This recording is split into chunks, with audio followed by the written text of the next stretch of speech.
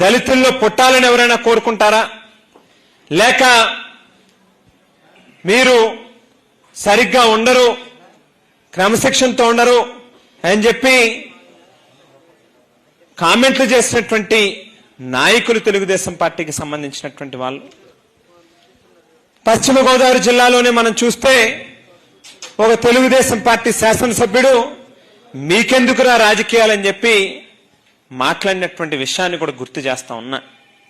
మరి అటువంటిది ఇవాళ ఈ రాష్ట్రానికి నడిబొడ్డున కోట్ల రూపాయలు విలువ చేసేటటువంటి స్థానంలో నిత్యం జ్వలించేటట్టుగా, ఒక స్ఫూర్తిని నింపేటట్టుగా, యావత్ ప్రపంచంలోనే ఎవరికీ లేనటువంటి ఒక గొప్ప రాజ్యాంగాన్ని మనకిచ్చినటువంటి మహనీయుడు డాక్టర్ బాబాసాహెబ్ అంబేద్కర్ గారి యొక్క విగ్రహాన్ని స్థాపించి మనందరికీ కూడా ఆదర్శంగా నిలిచినటువంటి వ్యక్తి జగన్మోహన్ రెడ్డి గారు అనేటువంటిది కూడా ఖచ్చితంగా